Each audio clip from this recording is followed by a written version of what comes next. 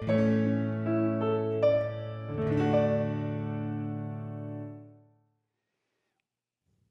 su comentario sobre Lucas, John MacArthur menciona que una de las grandes verdades de las Escrituras y que rara vez se habla, incluso es considerada por muchos cristianos, es la verdad que el gozo es uno de los atributos de Dios. Así lo escribe. Cuando consideran a Dios y sus atributos, la mayoría de la gente piensa en características como santidad, soberanía, omnisciencia, omnipresencia, inmutabilidad, justicia, ira, amor, gracia y misericordia. Sin embargo, rara vez consideran el gozo de Dios. Luego continúa enumerando algunos de los muchos versos de la Biblia que hablan del gozo de Dios. Por ejemplo, en el primero de Crónicas 16:27 dice: gloria y majestad están delante de él, poder y alegría están en su morada. En Isaías 65:19 dice: me regocijaré por Jerusalén y me gozaré por mi pueblo, y no se oirán más en ella voz de lloro ni voz de clamor.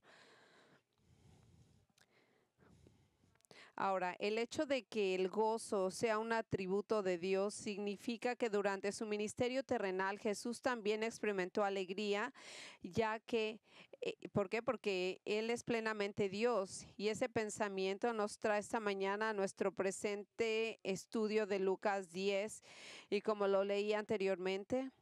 Y ahora, la semana pasada empezamos a estudiar este pasaje y descubrimos el tema unificador, lo que conecta estos versos en sí es que ciertas verdades que trajeron alegría a los 70 discípulos del Señor, quienes regresaban de su ministerio misionero, le contaron a Jesús de este gozo. Y hay ciertas verdades al escuchar el relato de los 70 que trajeron gozo a Jesús. Por lo tanto, parecería que el punto primario y el propósito de estos versículos es revelarnos algunas verdades específicas, verdades bíblicas que deberían hacernos como seguidores de Cristo regocijarnos.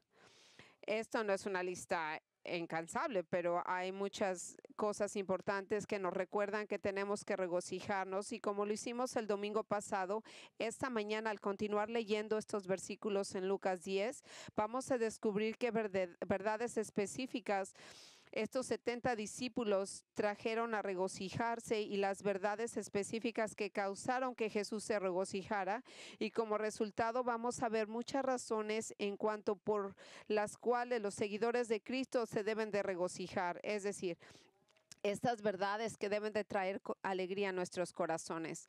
Ahora, vimos el domingo pasado dos razones por las que deberíamos regocijarnos. La primera siendo que deberíamos de alegrarnos porque Dios nos ha dado su poder para liberar almas del agarre de Satanás. En Lucas 10:17 al 19 dice: los 70 regresaron con gozo diciendo: Señor, hasta los demonios se nos sujetan en tu nombre. Y él les dijo: yo veía a Satanás caer del cielo como un rayo. Mirad, os es dado autoridad para hollar sobre las serpientes y escorpiones y sobre todo el poder del enemigo, y nada os hará daño. Ahora, esencialmente, lo que estos versículos nos dicen es que al regresar de su misión evangélica en Judea y Perea, los 70 discípulos del Señor le expresaron su alegría porque durante ese ministerio pudieron expulsar demonios de los gente que estaba endemoniada. Ellos estaban realmente sorprendidos y emocionados sobre todo esto, porque Jesús les encargó no solamente que ellos harían dos cosas: sanar a los enfermos y proclamar el reino de Dios que estaba cerca, porque Jesús, el rey de Israel, había llegado, pero nunca les dijo que les había dado el poder sobre los demonios, pero sí lo hizo, se los dio, y al descubrir esto se alegraron enormemente. Y esto le parece lo principal, que estaban emocionados acerca de este ministerio, que los demonios obedecieron a cualquier cosa que estaba pasando a su alrededor. Así que vemos en el versículo 18 que se había dado poder para hacer esto, y les dice que les dio este poder sin que supieran, diciéndoles que ellos podían sacar a los demonios de de donde estaban, y mientras ellos los sacaban, y les decía: mientras sometías a los demonios, el reino de Satanás estaba siendo derrotado a medida de que las almas individuales, una por una, eran liberadas, al igual que los relámpagos iluminaban el cielo una por una y luego se desaparecían, así como los relámpagos que aparecen en el cielo. Y así se fueron. Y así el cielo se iluminaba y después ellos desaparecían. Así que, habiendo afirmado que se les había dado el poder sobre los demonios, en el versículo 19 les explica por qué pudieron someter a los demonios y no ser dañados por ellos. Y fue porque les dio la autoridad sobre los demonios y protección para que ellos quedaran ilesos. Ahora, si ustedes se dan cuenta, este es un mensaje básico. En estos versículos vemos que esos 70 discípulos se regocijaron porque Dios les había dado poder para liberar a las almas de las garras de Satanás, expulsando demonios. Pero como aprendimos el domingo pasado, el poder de expulsar a demonios de las personas era único. Algo que era un milagro que solamente se concedía a algunas personas, y al principio solo se lo dio a los 12 apóstoles y después a los 70 para autenticarlos como representantes de Cristo. En ninguna parte del Nuevo Testamento se encuentra que nosotros ordenamos expulsar demonios. En ninguna parte del Nuevo Testamento hay cualquier instrucción sobre cómo expulsar a un demonio, porque esta no era una instrucción clara para nosotros. Sin embargo, aunque no podemos expulsar demonios, hemos estado dando poder para liberar a la gente de las garras de Satanás.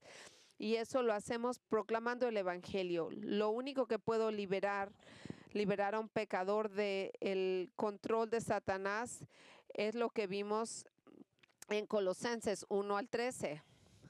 Porque Él nos libró del dominio de las tinieblas y nos trasladó al reino de su Hijo amado. Lo que Pablo nos está diciendo es de que en el momento en que alguien confía en Cristo como su Salvador en respuesta al mensaje del Evangelio, en ese mismo momento Dios los saca del dominio de Satanás y los coloca sobre el reino de Cristo.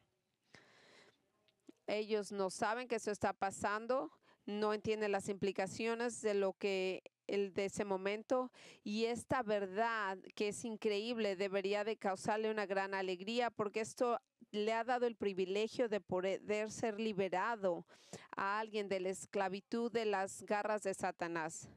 Nadie puede hacer esto, nadie más que solamente un creyente en Cristo es el único que tiene el poder para liberar a una alma perdida de la esclavitud satánica.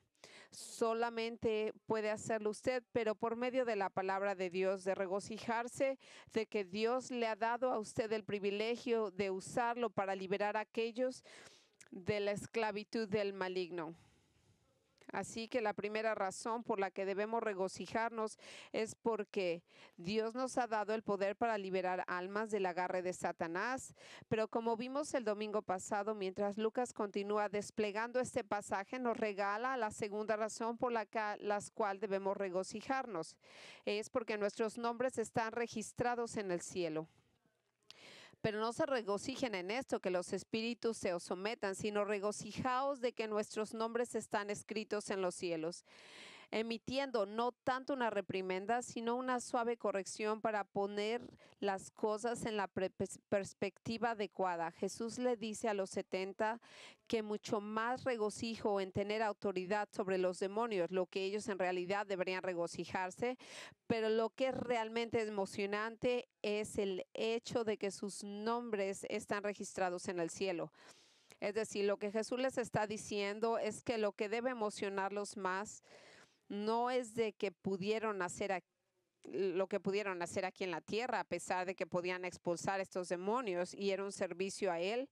Lo que debería de traerles la mayor alegría es el saber que ellos tenían la certeza de que ellos irían al cielo cuando ellos mueran, y que pueden contar con esto porque Él les estaba diciendo que sus nombres están escritos en el mismo cielo. Verá, esta es una declaración de la seguridad de su salvación, porque Dios, antes de que el mismo mundo empezara, Él eligió a la gente para ir al cielo. Y es por eso que Él lo tiene cada nombre escrito en su libro. Es decir, Jesús le está diciendo que no hay nada más importante y maravilloso, ninguna verdad más increíble que puede saber que usted va a ir al cielo cuando muera, ni siquiera la capacidad milagrosa de someter demonios. Y verá, por medio de una forma de aplicación, lo que nos dice es que cuánta alegría deberíamos de tener al saber que somos salvos, que hemos sido convertidos y que nuestro destino final es el cielo. No hay nada que nos debería de traer más alegría a nuestros corazones que la seguridad de nuestra salvación. Y si usted conoce a Cristo como su Salvador, entonces puede tener esta seguridad y por lo tanto esa alegría. Como señalamos la semana pasada, esto es lo que leemos en el 1 de Juan del 5 al 13 sobre esta seguridad. Estas cosas he escrito para que creéis que el nombre del Hijo de Dios, para que pueda saber, no adivinar, no preguntarse, no especular, para que usted sepa con certeza que tienes vida eterna.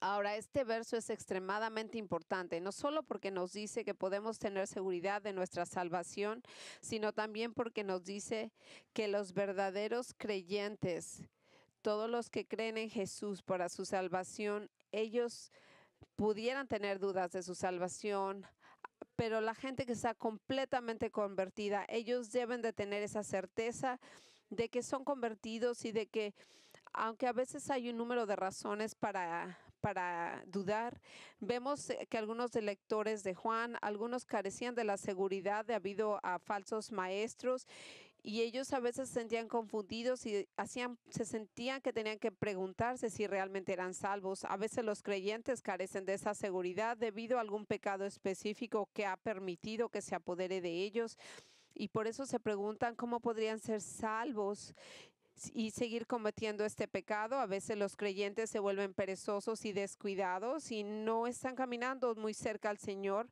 por lo cual ellos empiezan a dudar si realmente tienen una relación con el Señor.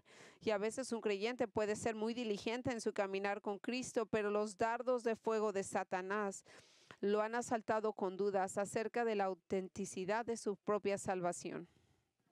Ahora bien, independientemente de por qué un creyente carece de la seguridad de su salvación, a veces es una realidad para muchos y por lo tanto quiero que hablemos de esto, porque si no abordamos este tema, no solamente perderá su salvación, pero podría usted perder su alegría en Cristo. Y aunque su nombre esté escrito en el mismo cielo, porque usted pertenece a Dios, no tendrá el gozo porque no estará seguro si esa es una verdad. Así que debido a que tantos creyentes han luchado con dudas acerca de su salvación, el Espíritu Santo inspiró al apóstol Juan a escribir una carta diseñada para dar seguridad a los cristianos atribulados. Y esto es lo que vemos en la 1 de Juan 5 al 13. Estas cosas os he escrito a vosotros que creéis en el nombre del Hijo Dios, para que sepas que tienes vida eterna y verá que según la palabra de Dios, usted no tiene que esperar a morir para saber que es salvo. Ahora lo sabe en este mismo momento. Y usted ve cuando ve de acuerdo a esto, está diseñado por el mismo Dios y se lo dijo a Juan que lo compartiera para que ellos pudieran entender a los que tienen dificultad, entendiendo que son salvos y están transformados. Pero ¿por qué pasa esto? Bueno, porque hay cierta evidencia en la vida de la gente para que ellos entiendan que usted es realmente salvo. Así que a veces algunos de estos cambios solo pasan cuando usted es un cristiano verdadero y nadie puede tener estos cambios a menos que sea verdadero. Así que Juan dijo, es por eso que escribí estas cosas y se refiere a todo lo que ha escrito antes de ese verso, porque todo lo anterior, antes de esto, lo escribió con el propósito de ayudar al verdadero creyente a saber que es salvo. Así que esto fue en lo que quedamos la semana pasada, porque se nos acabó el tiempo. Pero ahora escuche atentamente. A lo largo de su carta de Juan da una serie de pruebas relativas acerca de nuestra conducta y actitudes. Y si nuestras vidas se caracterizan por esa conducta y esas actitudes, luego pasamos esas pruebas y al pasar esa prueba hemos llegado a conocer a Cristo y somos salvos. Entonces, ¿Qué son estas pruebas que nos dicen que conocemos a Cristo como nuestro Salvador?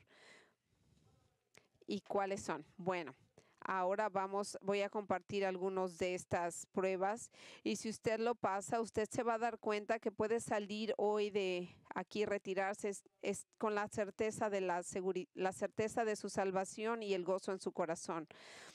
Pero cuando alguien ha confesado su pecado, no lo justifica, no lo niega, no culpa a otros por su pecado, sino más bien con integridad enfrentan su pecado, admiten humildemente su pecado y confiesan este mismo con una actitud de abandono.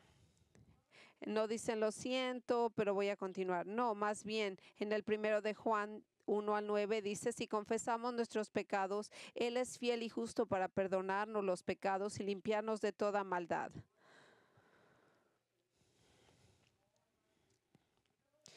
Usted ve, cuando usted confiesa sus pecados, usted está restaurado, todo está perdonado.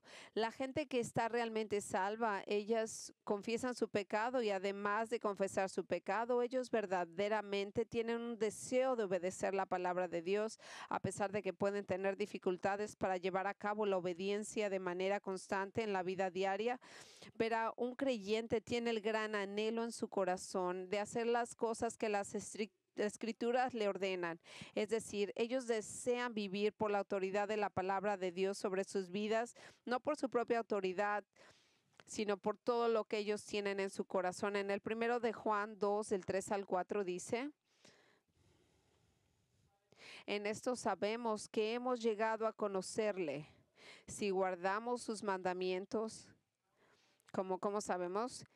Es que si nosotros guardamos. El que dice, yo he llegado a conocerle y no guarda sus mandamientos es un mentiroso y la verdad no está en él.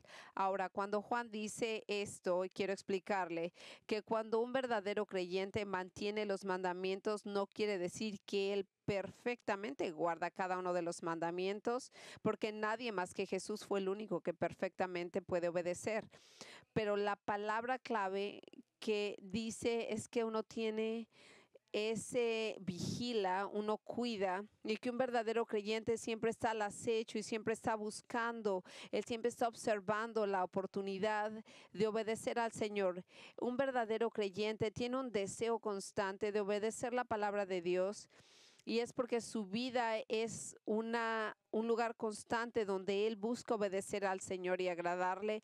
Cuando usted se volvió un cristiano, le dio una nueva naturaleza divina. Y en contraste con su vieja naturaleza pecaminosa, esta nueva naturaleza divina ama la justicia, anhela obedecer y honrar a Cristo. Y eso es exactamente lo que Pablo quiso decir cuando dijo, si alguno está en Cristo, Él es una nueva criatura y todas las cosas viejas han pasado. He aquí, han llegado cosas nuevas, y las cosas nuevas a las que se está refiriendo Pablo son unas actitudes nuevas, un anhelo nuevo. Es una obediencia que no es simplemente algo que activamos cuando alguien nos está mirando para poder impresionarlos, pero no, los verdaderos creyentes desean obedecer al Señor incluso cuando están solos y nadie más está cerca mirándolos. No es algo como teátrico que tienen que impresionar a otros, es un anhelo genuino de un corazón que se ha convertido y que busca agradar y honrar al Señor. De otra manera que usted puede saber que es un cristiano verdadero es porque usted odia su pecado y que odia estar en el mismo y no es un modo aceptable en su vida. En el 1 Juan 3, del 7 al 8 dice, hijos míos, que nadie os engañe. El que practica justicia es justo, así como Él es justo. El que practica el pecado es del diablo, porque el diablo ha pecado desde el principio. Así que cuando el Espíritu Santo fija su residencia en una persona, cuando son salvos, les da un odio santo por su pecado y un santo amor por la justicia. Mientras que un verdadero creyente luchará por el pecado y muchas veces tropezará en el pecado. Ningún verdadero creyente, escuche, ningún verdadero creyente va a estar practicando el pecado en un modo que acepta, sin arrepentimiento, sin confesión por él mismo. Un verdadero cristiano ama la justicia y por lo tanto la dirección general de su vida es vivir con rectitud, no pecaminosamente. Otra forma más de saber que usted es verdaderamente salvo es por la actitud hacia los otros cristianos. Los que conocen a Cristo tienen un amor especial en su corazón por aquellos que creen en Jesús, porque los aman como hermanos, como compañeros, como miembros de la familia de Dios, hermanos y hermanas en Cristo. Así el 1 de Juan 3 del 14 al 18 dice: nosotros sabemos que hemos pasado de la muerte a la vida porque amamos a los hermanos. El que no ama permanece en la muerte. Todo el que aborrece a su hermano es homicida, y nosotros sabéis que ningún homicida tiene vida permanente en él. En esto conocemos el amor, que Él puso su vida por nosotros. También nosotros debemos poner nuestras vidas por los hermanos, pero el que tiene bienes de este mundo y ve a su hermano en necesidad y cierra su corazón contra él, ¿cómo puede morar el amor de Dios en él? Hijos, amemos la palabra ni de lengua, sino de hecho y verdad.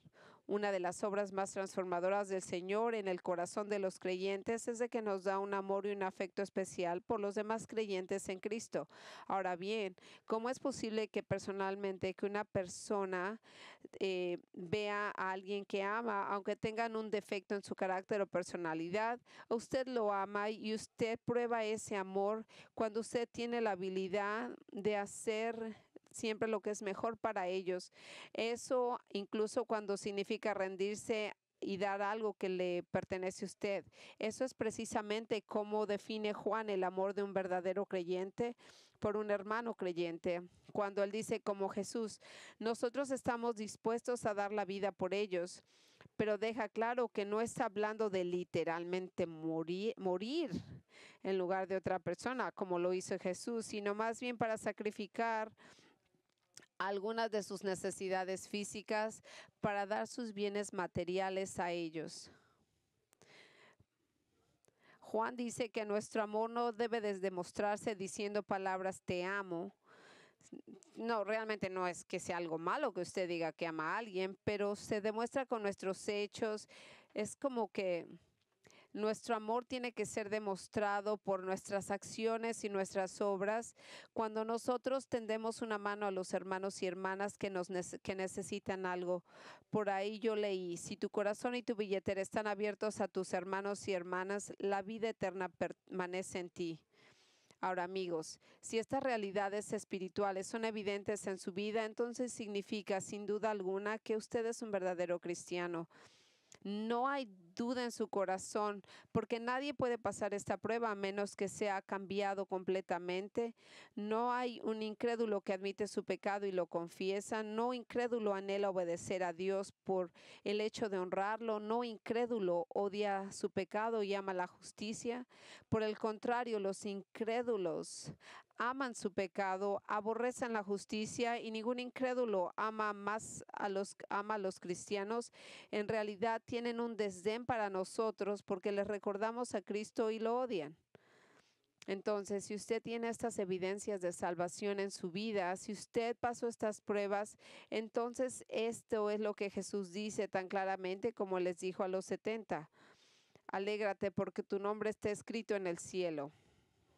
Entonces, en lugar de luchar con dudas sobre su salvación, comience agradeciéndolo y alabándolo al Señor por salvarle sin importar lo que le digan sus propias emociones.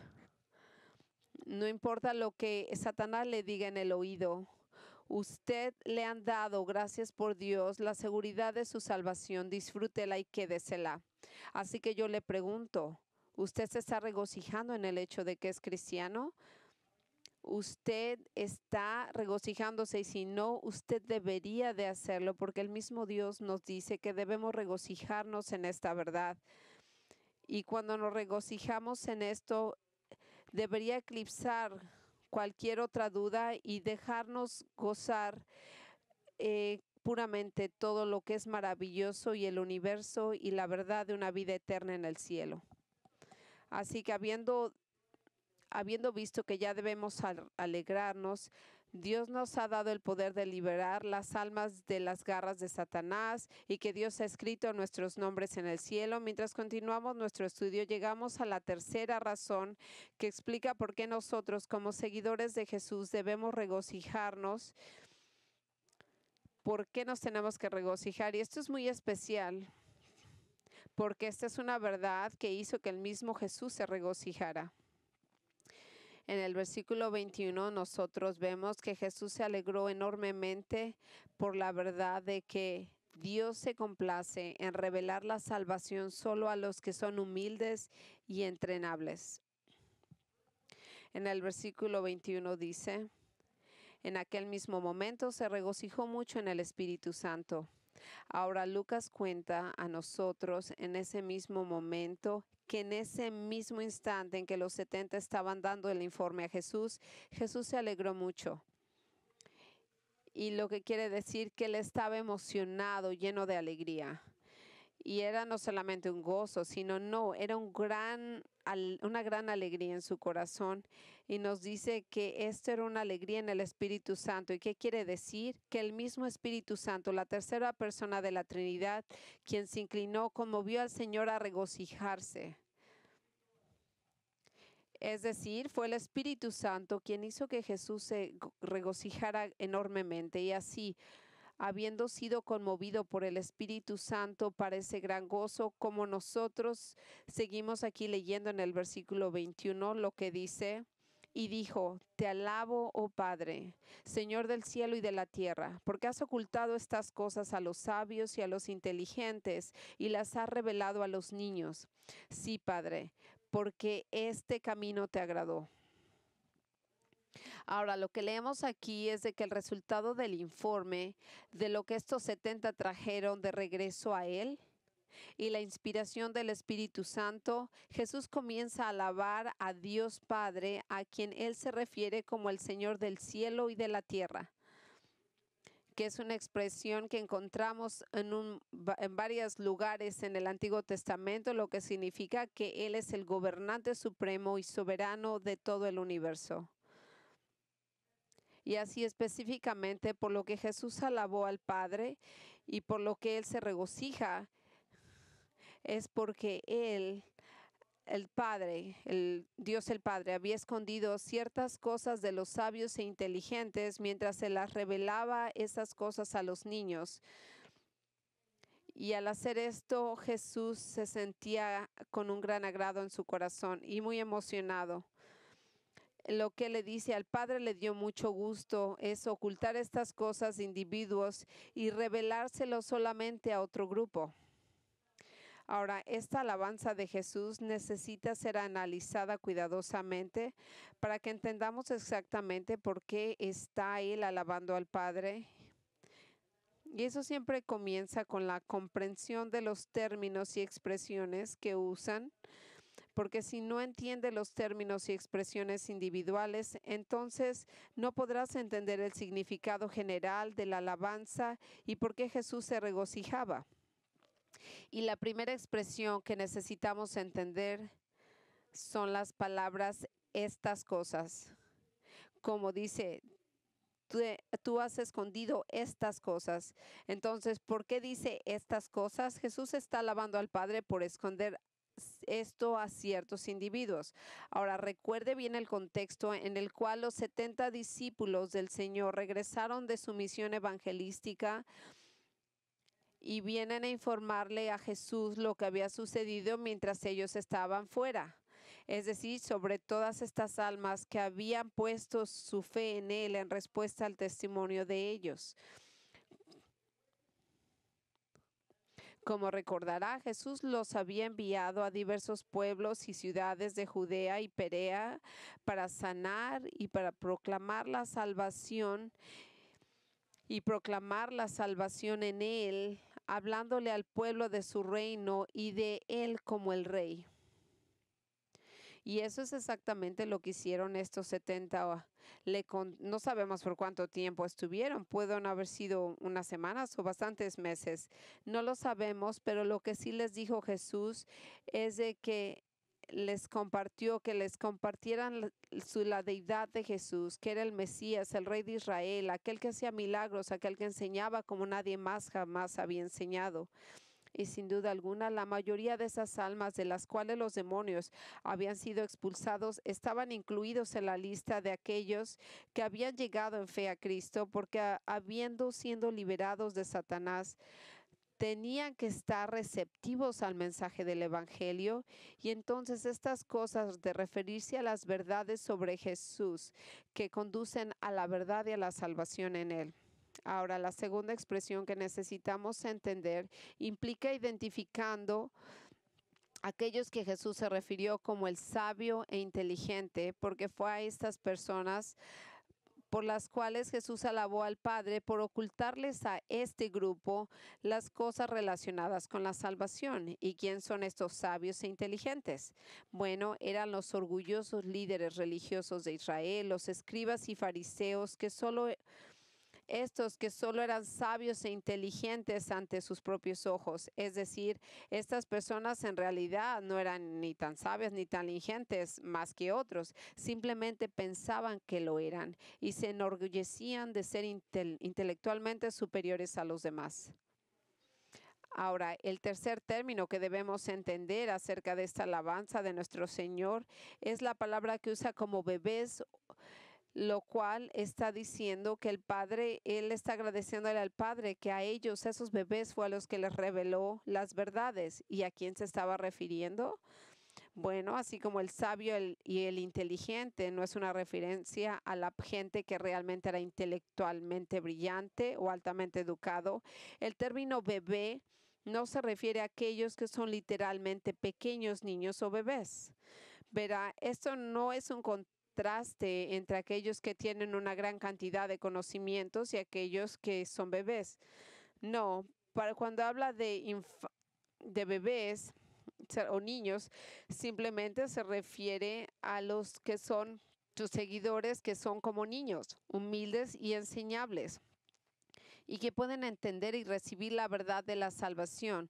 No son los elitistas de su época como pescadores, son más bien como pescadores, prostitutas, recaudadores de impuestos y gente en común y corriente como a los que estos 70 les acababan de compartir durante su ministerio.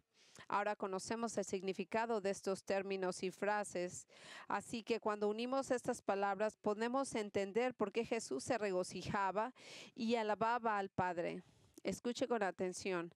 La razón por la que Jesús se regocijó fue porque al oír hablar de los que habían sido salvos durante la misión de los 70, estaba alabando al Padre porque en las palabras del maestro de la Biblia dijo: no tratando de hacer un plan de salvación que solo los sabios e inteligentes pudieran comprender.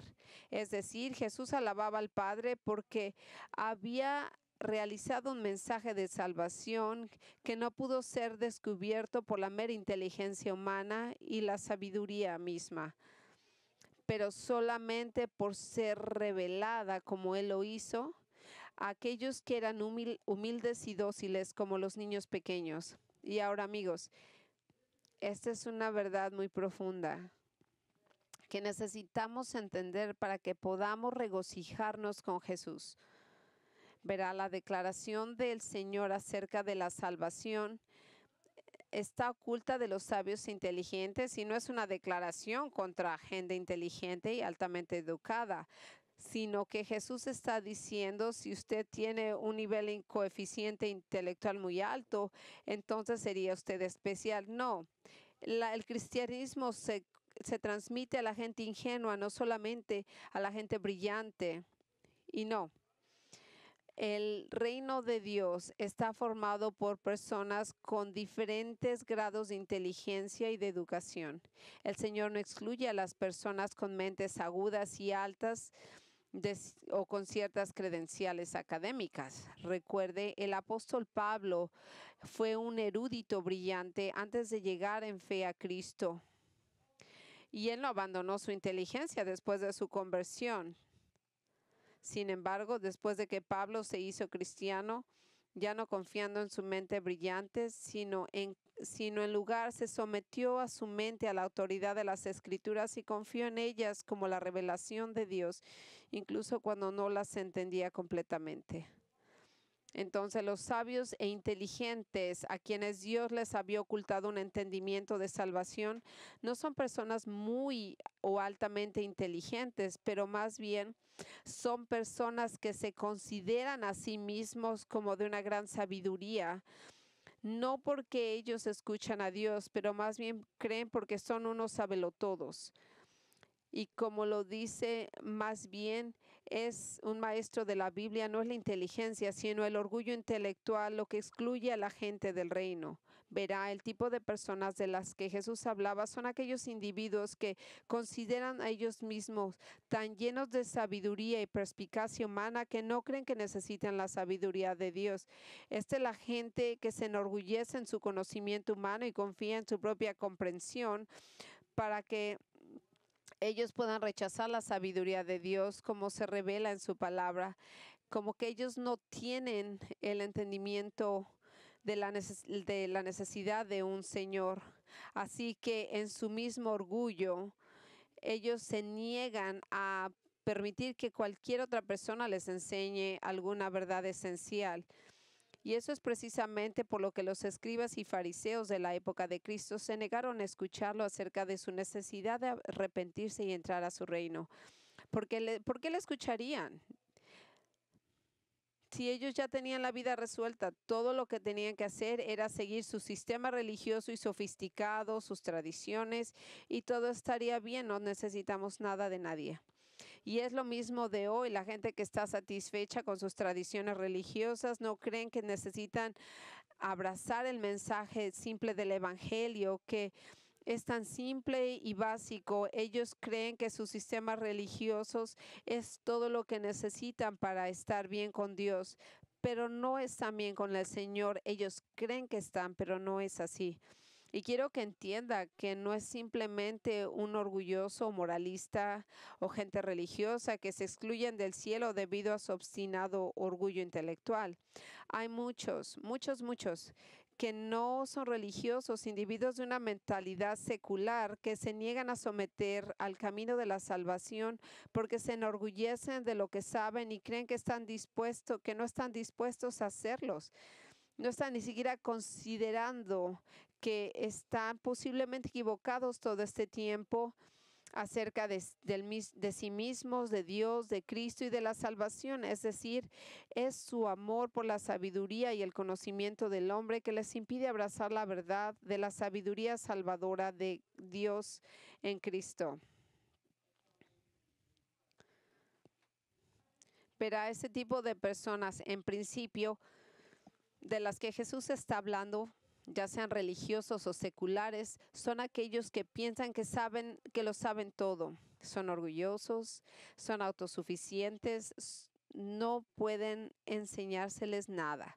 Y en su orgullo intelectual nunca consideran el camino de la salvación de Dios porque piensan que ellos están encima de la necesidad de ser instruidos en el sencillo plan de la salvación.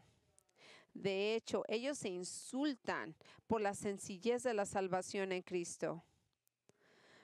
Les insulta, les ofende. Por eso el apóstol Pablo les dijo a los corintios que tendían a estar tan enamorados de la sabiduría y la filosofía humana con estas palabras en 1 de Corintios 18 al 21. Porque la palabra de la cruz es necedad para los que se pierden, pero para nosotros que somos salvos es el poder de Dios, porque está escrito: destruiré la sabiduría de los sabios y el entendimiento de los inteligentes desecharé. Y él hace esta pregunta: ¿dónde está el sabio? ¿Dónde está el escriba? ¿Dónde está el polemista de este siglo? ¿No ha hecho Dios la sabiduría de este mundo sea necedad?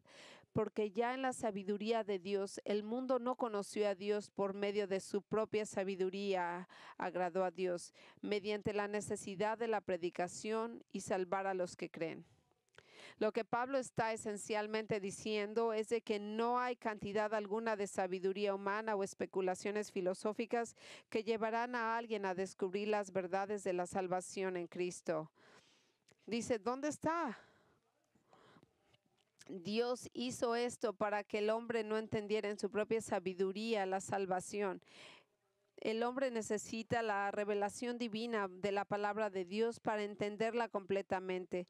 Pero el problema es de que el individuo que no es regenerado no le interesa la revelación divina y la considera como una tontería. De hecho, no puede ni siquiera comprender su significado. Note lo que dijo Pablo cuando pasó a decirnos en el versículo en 1 de Corintios 2 al 14. Pero el hombre natural no acepta las cosas del Espíritu de Dios, porque para él son necedad, y no las puede entender porque se disciernen espiritualmente. Por lo tanto, si alguien va a ser salvo, entonces ellos deben de ser humildes suficientemente para recibir la revelación de Dios acerca de Cristo. Pero aquellos que se enorgullecen por ser sabios e inteligentes no están interesados en la revelación de Dios de sí mismo. No quieren saber la verdad sobre Cristo o la salvación. Así que ellos rechazan constantemente esta verdad. Rechazan la revelación de Él mismo como creador, rechazan su revelación como deidad de Cristo, rechazan su revelación de la Biblia, rechazan el mensaje del Evangelio. Y amigos, Jesús está alabando al Padre por ocultar estas verdades de gente como esta. Ahora, yo sé que algunos de ustedes pueden pensar, eso no es justo, porque Dios no ha escondido las verdades de salvación de muchos de aquellos y las mantiene alejadas de unos y se las proporciona a otros. No, eso no es que no sea justo. Él no ha escondido la verdad para la gente que realmente está interesada en ella. Él no está apartando ni ocultando esta verdad de gente que realmente quiere ser salva. No, las personas sabias e inteligentes de quienes Jesús dijo que el Padre ha escondido la salvación son aquellos, escuche, ellos tienen un corazón endurecido hacia Dios. Ellos no son individuos moralmente neutrales que están abiertos al Evangelio. Ellos son hostiles hacia Dios y no están interesados en ser salvos. Y Dios les ha ocultado las verdades de la salvación. Y mire esto, simplemente eligiendo no tener misericordia de ellos, dejándolos en la incredulidad, endurecidos y manteniendo su corazón duro y frío ante la verdad.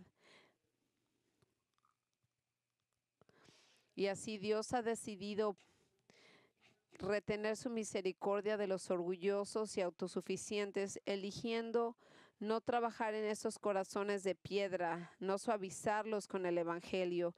Y en este sentido, de no hacer nada para cambiarlos, extendiéndoles misericordia, Él ha escondido las verdades de la salvación de los orgullosos y autosuficientes. Sin embargo, hay algunas personas que Dios el Padre ha elegido para extender misericordia, revelándole a ellos su salvación, y estas son a quienes Jesús se refirió como niños o bebés. Como le mencioné hace unos minutos, por niños Jesús se refiere a sus seguidores, a aquellas personas que tanto como niños son humildes, los puede instruir para recibir la verdad acerca de la salvación, por el contrario de aquellos que se consideran sabios e inteligentes y por tanto no tienen nada que aprender de los demás. Los niños pequeños miran a los demás para comprender, porque ellos no saben mucho, así que es esto lo que dijo Jesús, que sus seguidores son como niños pequeños que son suficientemente humildes como para admitir que no son sabios, que no entienden mucho y por lo tanto están abiertos a lo que Dios tiene que decir sobre el camino de la salvación. Y esto es lo que dijo Jesús en Mateo 18 al 3, si no os convertéis y hacéis como niños, no entraréis al reino de los cielos. Ya ve, nadie puede convertirse en un cristiano sin volverse como un niño, porque un niño es humilde. Un niño sabe que es indefenso y que está completamente dependiente de otra persona para que lo cuide. Los que vienen a Cristo así, ellos reconocen su impotencia de salvarse a sí mismos, dependen totalmente de Jesucristo para salvarlos. Y misericordiosamente Él les revela a estas personas y así el Señor se regocija y alaba al Padre. Verá, a la luz de todo el orgullo y la arrogancia de Jesús, estaba encontrando en ese momento, por medio de los fariseos moralistas, gente que se sentía muy inteligente, gente crítica, galileos orgullosos, y al escuchar de estos 70, que algunos en Israel habían creído en él, Jesús irrumpe en alabanza hacia el Padre. ¿Y por qué? Porque Él sabe que la única razón que estos niños o infantes espirituales han llegado a creer en Él es porque el Padre afortunadamente ha elegido revelar la verdad acerca de Él para ellos y en sus corazones.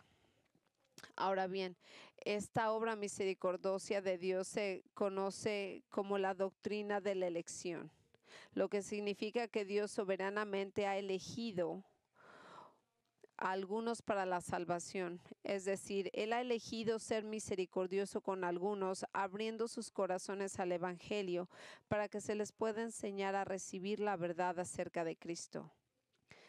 Mire, la Biblia lo hace abundantemente claro que no lo elegimos nosotros, sino que Él nos eligió.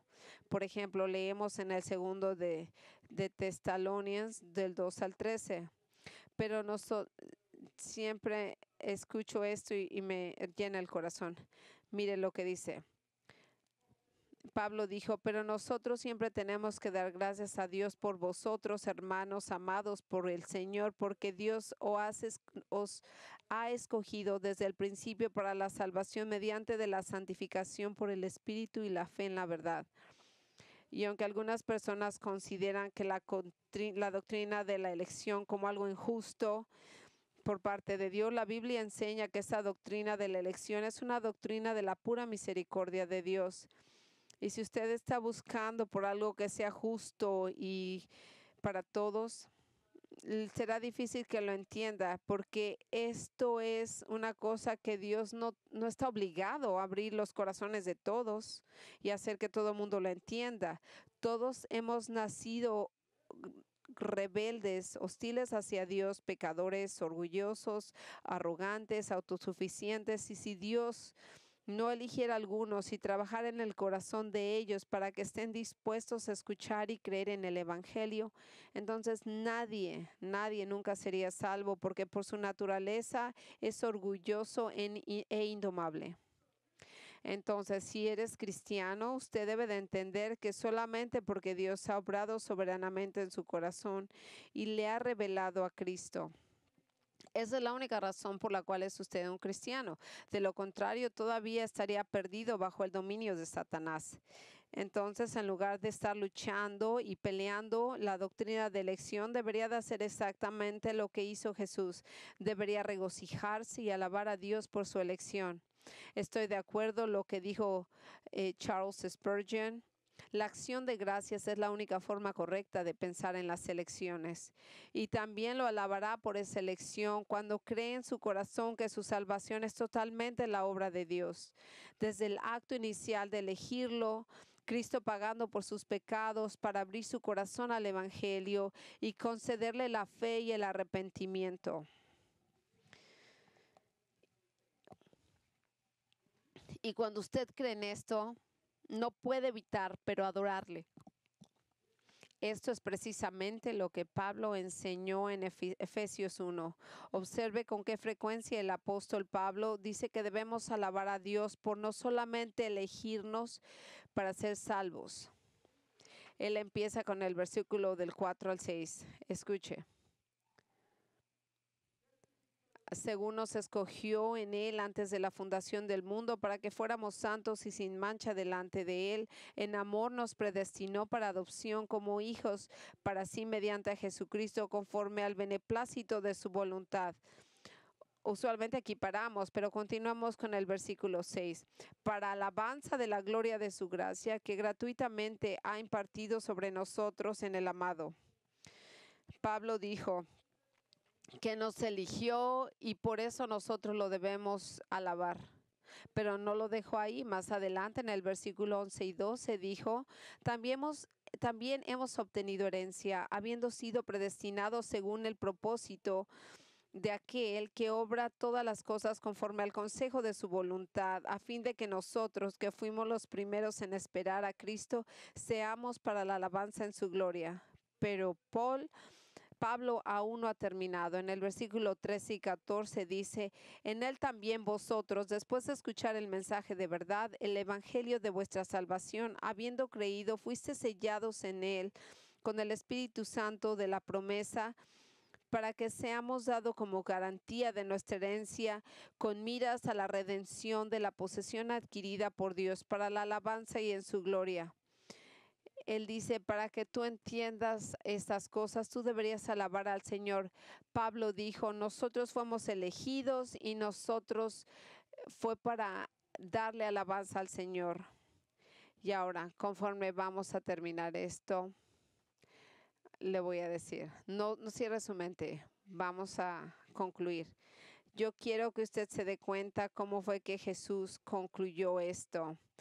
El final del versículo 21 dijo, sí, Padre, porque de este modo, ¿cuál modo?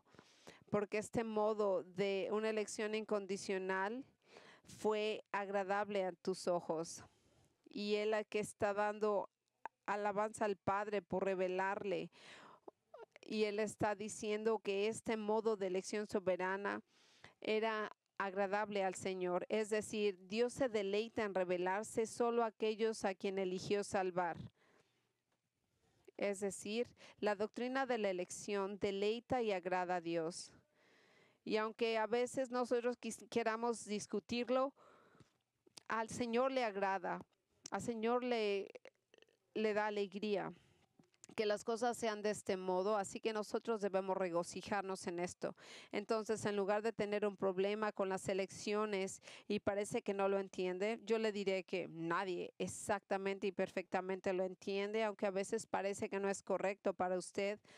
Usted debe de entender que usted debe de alabar a Dios por la elección y reconozca que a Él le agrada hacerlo de esta manera. ¿Y por qué le agrada salvar solamente a la gente elegida?